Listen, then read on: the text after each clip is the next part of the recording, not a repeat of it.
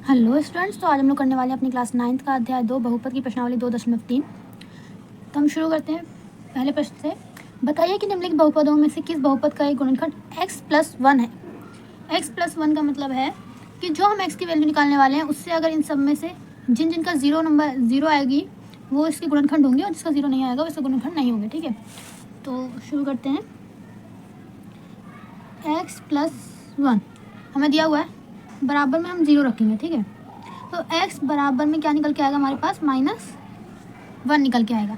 अब इस -1 को हम इन सारी इक्वेशन में पुट करेंगे और जिन के साथ जीरो आएगा वो इसके गुणनखंड होंगे। ठीक है, जैसे फर्स्ट करते हैं, क्या हमारा दिया हुआ है x³ + x² + x+1। तो px हम क्या रखेंगे, माइनस का 1 रखेंगे। ठीक है, -1 x की जगह -1³ प्लस में -1² प्लस में -1 और +1 रखेंगे। ठीक है, रख दिया हम लोगों ने। अब इसमें क्या करना है हमें, x का क्यूब कितना होता है, -1 ही होता है, और x का मतलब 1 का स्क्वायर कितना होता है, +1 होता है, तो प्लस होता है तो +1, प्लस माइनस होता है तो -1 और ये +1, -1 प्लस के 1 से कट जाएगा, -1 प्लस के 1 से कट जाएगा, बचेगा आएगा हमारे पास 0।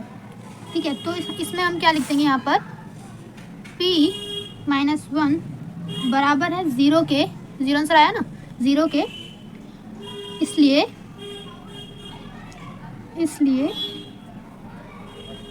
दिया गया बहुपद एक शून्यक है। ठीक है, अब इसी तरह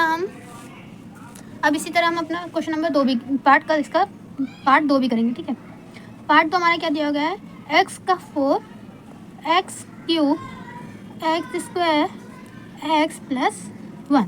इसमें भी हमें यही सेम x की वैल्यू -1। अब इन सब की जगह पे हम क्या करेंगे, p को हमें x की जगह -1 रखना है, तो x का क्यूब -1 का 4 प्लस -1 का क्यूब प्लस -1 का स्क्वायर प्लस -1 प्लस का 1। ठीक है, अब -1 का 4 क्या होता है, 1 होता है, 1 का क्यूब कितना होता है, -1 का क्यूब क्या होगा, -1 ही होगा। ठीक है, -1 का स्क्वायर क्या होगा, प्लस का 1 होता है, और प्लस माइनस का 1 और ये प्लस का 1 करेंगे, सॉल्व करेंगे सबको, प्लस का 1 प्लस माइनस का 1 प्लस का 1 माइनस का 1 और प्लस का 1, प्लस का 1 माइनस का 1 कट जाएगा, प्लस का 1 माइनस का 1 कट जाएगा, बचेगा क्या हमारे पास, प्लस का 1। तो हम इधर क्या लिख देंगे, इधर हम लिख देंगे p-1 बराबर नहीं है 0 के, इसलिए दिया गया बहुपद एक शून्यक नहीं है। शून्य क्यों नहीं है, क्योंकि हमारे जो सॉल्व करने के बाद आया वो 0 नहीं 1 आया। ठीक है, तीसरा पार्ट है हमारा x⁴ + 3x³ + 3x² + x+1। तो हमें x तो -1 ही रखना है, हमने पीछे इसका आंसर निकाला था, तो -1 x की जगह पे सब पे -1 रख देंगे, -1 का 4 प्लस 3 -1 का क्यूब प्लस 3 -1 का स्क्वायर प्लस -1 प्लस का 1। ठीक है, -1 का 4 क्या होता है, प्लस का 1। ठीक है, और -1 का क्यूब क्या होगा, माइनस का 1 ही होगा, तो माइनस का 1 इंटू में 3 क्या हो जाएगा, -3 प्लस में माइनस का 1 का स्क्वायर क्या होगा, प्लस का 1 होता है, तो 3 1 3 होगा, प्लस माइनस का 1 प्लस का 3। ठीक है, 1 प्लस माइनस का 3 प्लस का 3 माइनस का 1 और प्लस का 1। ठीक है, माइनस का 3 और प्लस का 3 कट जाएगा, माइनस का 1 प्लस का 1 कट जाएगा, बचेगा क्या हमारे पास, 1। ठीक है, 1 बचा, तो हम इसमें लिख देंगे जो p-1 है वो बराबर नहीं है 0 के, इसलिए दिया गया बहुपद शून्यक नहीं है। ठीक है, अब इसी तरह हम अपना फोर्थ भी कर लेंगे। हमारा फोर्थ जो क्वेश्चन है वो क्या है, x cube minus x square minus 2 plus root 2 का एक्स प्लस का रूट 2। हमें वही रखना है -1। अब एक्स की जगह -1 रख देंगे, -1 का क्यूब -1 का स्क्वायर -2 प्लस रूट 2 का -1 का 1 और रूट 2। -1 का स्क्वायर क्यूब क्या होगा, -1 माइनस, ठीक है, 2 प्लस रूट 2 का क्यूब -1 प्लस रूट 2। अब -1 ठीक है, इसके साथ जब मल्टीप्लाई करेंगे वन के, इस -1 के साथ इन दोनों को मल्टीप्लाई करेंगे तो -1 इंटू में 2 हो जाएगा, माइनस का 2 प्लस माइनस का रूट 2 हो जाएगा। इसके साथ हमने इन दोनों को मल्टीप्लाई कर लिया। ठीक है, अब माइनस का 1 माइनस के साथ अब इन दोनों को मल्टीप्लाई करेंगे, माइनस माइनस प्लस का 2 माइनस माइनस प्लस का रूट 2 प्लस में रूट 2। ठीक है, माइनस माइनस प्लस होता है तो निशान तो माइनस का ही आएगा, प्लस हो जाएगा तो 2 रूट 2, माइनस का 2 और प्लस का 2 कट जाएगा, बचेगा प्लस का रूट 2 और प्लस का रूट 2, प्लस प्लस प्लस होता है तो 2 रूट 2 हमारा इसका आंसर हो जाएगा।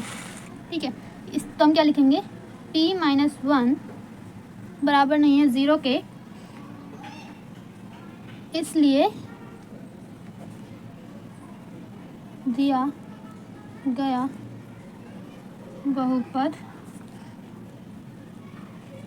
शून्यक नहीं है। ठीक है, अब हम प्रश्न नंबर 2 करेंगे। ये क्या है, गुणनखंड प्रमेय लागू करके बताइए कि निम्नलिखित स्थितियों में से प्रत्येक स्थिति में gx px का एक गुणनखंड है या नहीं है। ठीक है, इसका मतलब ये है gx को रख के अगर px 0 आता है तो वो गुणनखंड है, अदरवाइज वो गुणनखंड नहीं है। तो हम शुरू करेंगे 1 से। इसमें क्या है, px बराबर हमारा 2x क्यूब प्लस में एक्स स्क्वायर माइनस में 2x माइनस में 1, और इसमें जो gx है वो x प्लस में 1 है। ठीक है, तो सबसे पहले gx निकालेंगे, gx बराबर रखेंगे 0 के, gx क्या है, x प्लस में 1 बराबर में 0, तो x हमारा क्या आ जाएगा, माइनस का, x क्या आ जाएगा हमारा माइनस का 1। ठीक है, माइनस का 1 आ जाएगा। अब हम क्या लिखेंगे यहाँ पर, यहाँ गुणनखंड प्रमेय से। ठीक है, गुणनखंड प्रमेय से, तो हम इसको यहाँ सॉल्व कर लेते हैं। इसका मतलब हमें जो गुणनखंड मिला है वो -1 मिला है, तो जो रखेंगे हम px वो -1 रखेंगे।